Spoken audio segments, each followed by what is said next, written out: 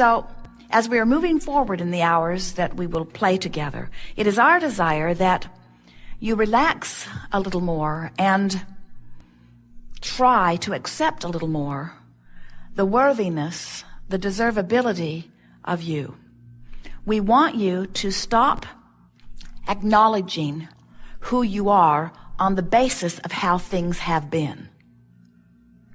In other words, if you would like to have a lot of money, and by that we mean the freedom to do what you want to do financially, we would like you to begin pronouncing yourself financially secure now. We want you to base it on where you're going, not on where you've been. The thing that's a little tricky about that is that where you've been looking. You've been observing where you've been. Only then it was where you were, sort of like where you are. And there's a tendency to pay such attention to what is around me. So if my checkbook says I don't have enough money to pay my rent, then I accept that reality and I begin to beat a drum that says, this is who I am, this is who I am, this is who I am, or at least this is who I am financially, this is who I am financially. And so what we're wanting you to understand is that who you am is about how you feel.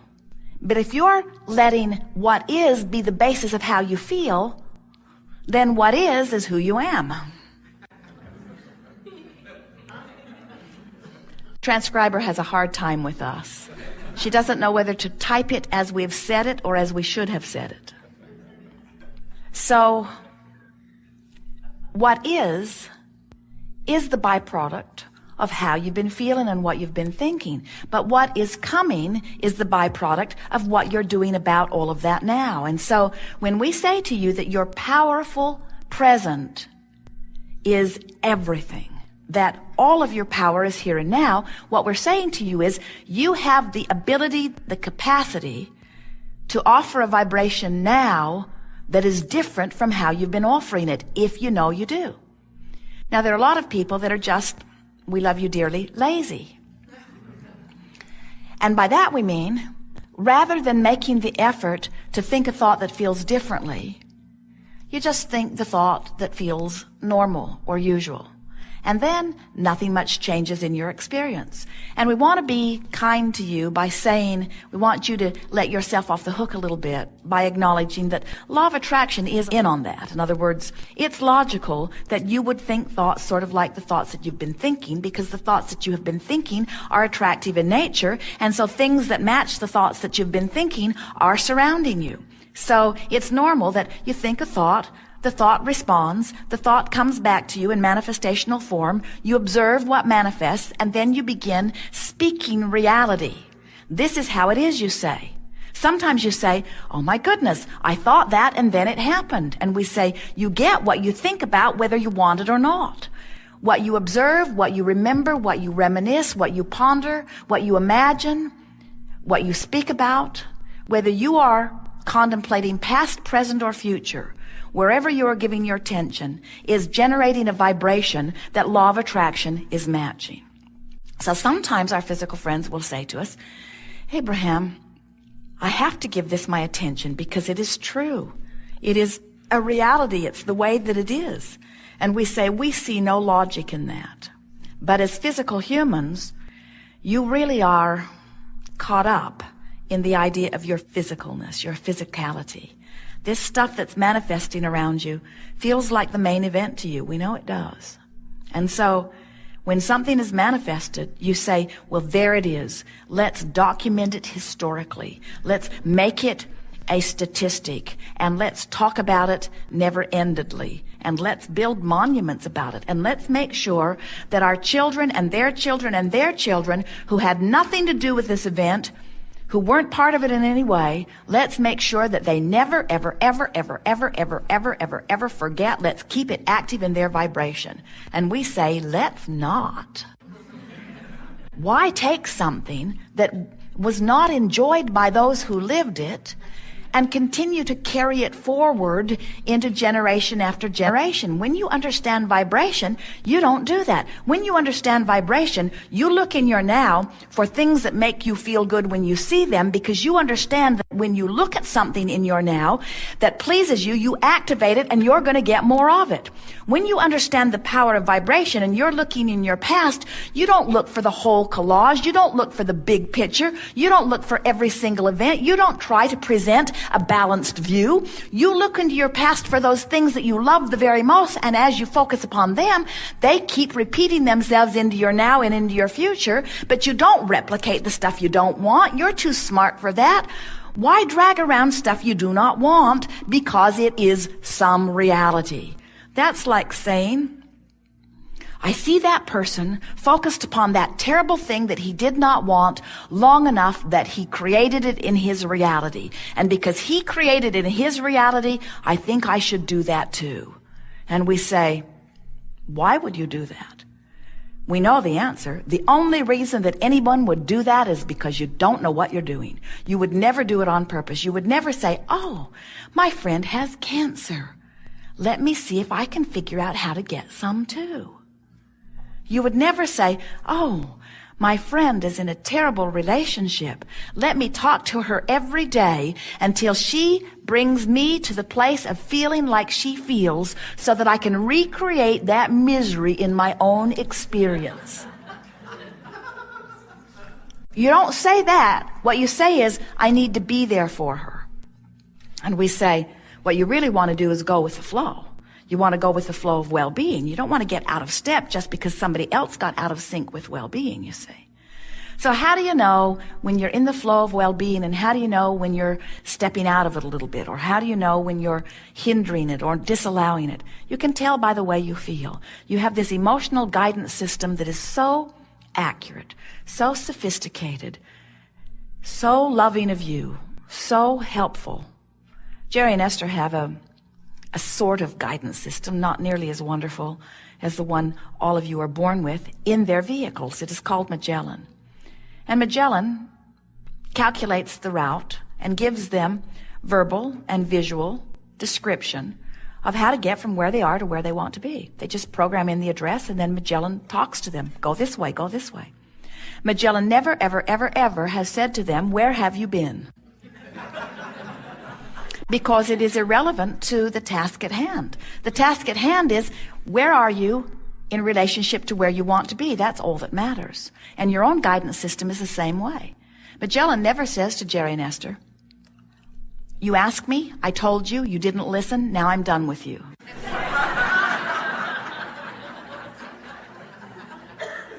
And your own guidance system is the same way. Your own guidance system is always there, fresh and willing to assist you from where you are to where you want to be. But you got to listen, and you got to know how your guidance system is talking to you. Magellan, Jerry and Esther, sometimes they will program her. It is a woman's voice. The man's voice was far too bossy. Jerry and Esther will program Magellan, and then they will get another idea. And rather than take the time to reprogram her, they will just go the way they've decided to go and try to ignore her. But she is relentless. She says, please return to the highlighted route. Please return to the highlighted route. She does not raise her voice. She does not get louder, but she continues to say, please return to the highlighted route. Please return to the highlighted route. Please return to the highlighted route. You said you wanted to go there. You are not going in the way that I recommend. Please return to the way I recommend. Please return to the way I recommend. Jerry will say, shut that broad up.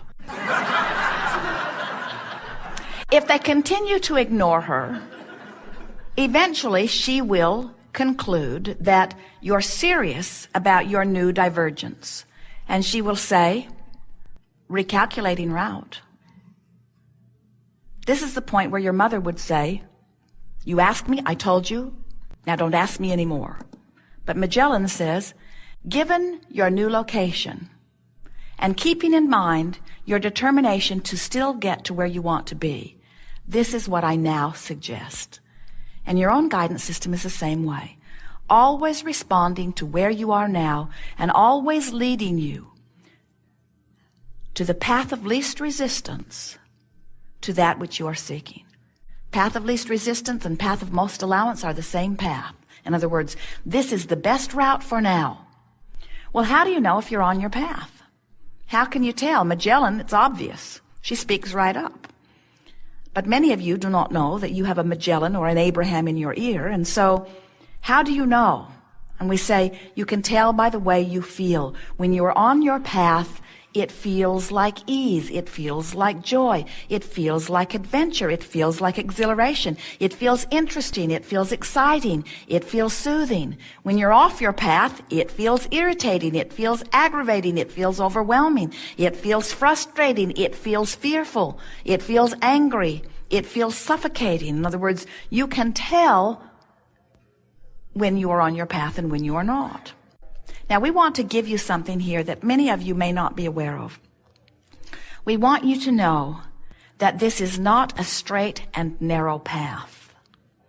This is a wide and yielding, friendly, moving about, delicious path. There are so many paths that you could take to where you want to go. And there's not only one enjoyable path either. There are so many paths of excitement and adventure. In fact, some of you so much like adventure and excitement, you so much want to be alive that you don't even want the shortest path. You don't even want the easiest path. You want the most exhilarating path. You want the most adventurous path. That's why you cannot guide one another about your paths. That's why nobody can write a book, not even a book called Bible.